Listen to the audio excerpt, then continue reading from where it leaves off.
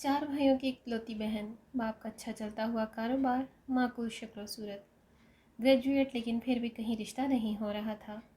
ردا کی بدقسمتی یہ تھی کہ جب 12 سال کی تھی تبھی کینسر جیسے موذی مرض نے ماں کو آ لیا۔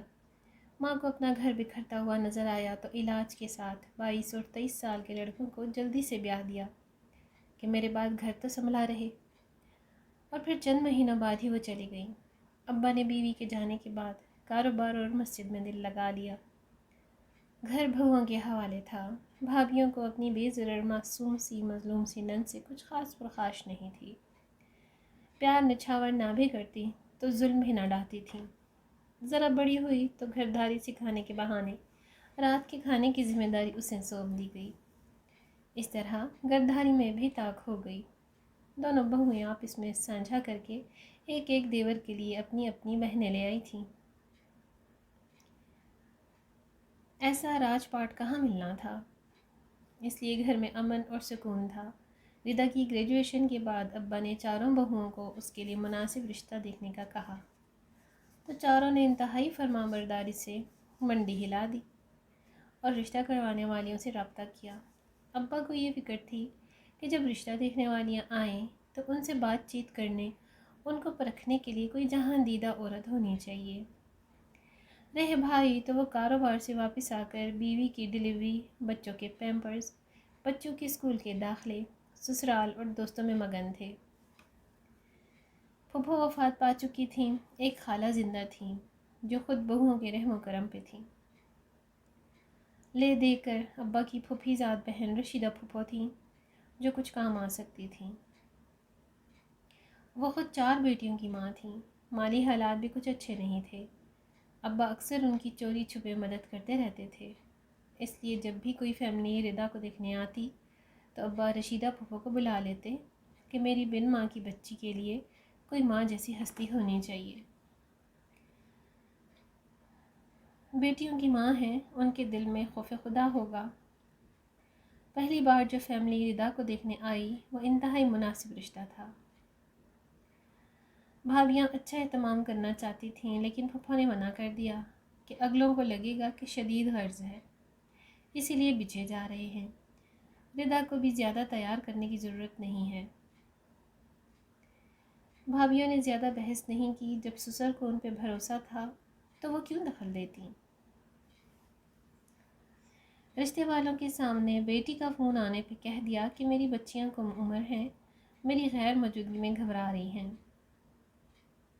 چاروں ردا سے بہت چھوٹی ہیں لیکن اس قدر رشتے آ رہے ہیں کہ حد نہیں۔ شکل و صورت کی اچھی ہیں نا، مجھ پہ جو نہیں پڑی، ابا کے خاندان پہ چلی گئی ہیں۔ ہمارے خاندان کی تو ساری لڑکیاں ردا کی جیسی سانولی سی ہیں۔ وہ فیملی پھر پلٹ کر نہیں آئی۔ چند دنوں بعد اسی فیملی میں رشیدہ پھوپھو کی پہلی بیٹی کی منگنی ہو گئی۔ گھر والوں نے اس بات کو زیادہ محسوس نہیں کیا کہ رشتے تو نصیب کی بات ہوتی ہے، لیکن ردا کا ماتھا ٹھنک گیا۔ پھر تو یہ سلسلہ چلتا رہا۔ ردا کے رشتے آتے رہے اور پھوپھو کی بیٹیوں کے رشتے طے ہوتے رہے۔ 30 سال کی عمر کے بعد ردا نے اپنے باپ کے آگے ہاتھ جوڑ دیے اور ایک اسکول میں نوکری کر لی۔ پڑوس میں ایک فیملی نے کرائے پہ گھر لیا۔ ان کی بیگم کافی ملنسار سی تھیں، ردا کی ہم عمر تھیں لیکن 3 بچوں کی ماں تھیں۔ دونوں کی بہت اچھی دوستی ہو گئی۔ انہیں سادہ، مخلص اور بے ضرر سی ردا بہت بھائی۔ ایک دن ابا کے پاس آ کر اپنے شوہر کے دوست کے لیے ردا کا ہاتھ مانگ لیا۔ خالد یتیم و یسیر تھا، ساری زندگی رشتہ داروں کی ٹھوکروں پہ رہا۔ چھوٹی سی عمر سے کمانے لگا تھا، آج ایک کامیاب بزنس مین تھا۔ اب وہی رشتہ دار اسے داماد بنانا چاہتے تھے لیکن اسے اپنے زخم بھولے نہیں تھے۔ معاشی جدوجہد کرتے کرتے 35 سال کا وہ ہو گیا تھا۔ اپنے دوست کی بیوی جسے سگی بہن سمجھتا تھا، اس کے ہاتھ میں اپنی شادی کا معاملہ دے دیا تھا۔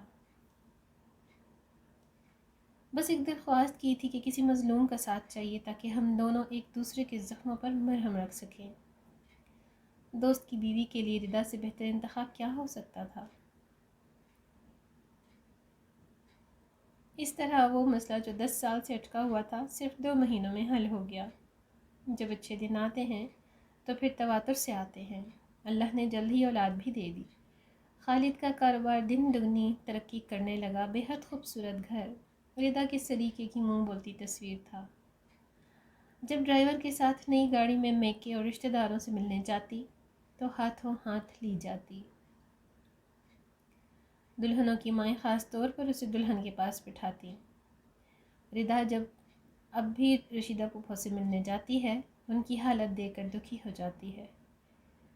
بیٹیوں کے دکھوں نے انہیں شوگر اور بلڈ پریشر کا مریض بنا دیا ہے۔ کسی بیٹی کا شوہر نکھٹو، کسی کا شکی، کوئی بے روزگار اور کسی کے گھر میں بیماریاں۔ ردا ابا کی طرح چپکے سے ان کی مٹھی میں پیسے کچھ پکڑا جاتی ہے۔ گھر میں کوئی بھی تقریب ہو تو رشیدہ پھوپھو کا حصہ بھیجنا نہیں بھولتی۔ ان کی دواؤں کا خیال رکھتی ہے کیونکہ وہ جانتی ہے کہ کوئی کتنا بگاڑ سکتا ہے، کب تک بگاڑ سکتا ہے۔ اس رب کی تو بس کن کہنے کی دیر ہے، پلک جھپکتے ہی سب کچھ سنور جاتا ہے۔ ردا درست کر رہی ہے نا؟